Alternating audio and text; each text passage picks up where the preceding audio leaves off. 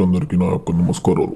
మీరు మొదటిసారిగా మా ఛానల్ మీరు చూసుకున్నట్లే మాత్రం సబ్స్క్రైబ్ చేసి అలాగే లైక్ చేయండి అమ్మ. నేను చూపిస్తున్నది స్క్రీన్ మీద వచ్చేసి మరుగుమందు అమ్మ.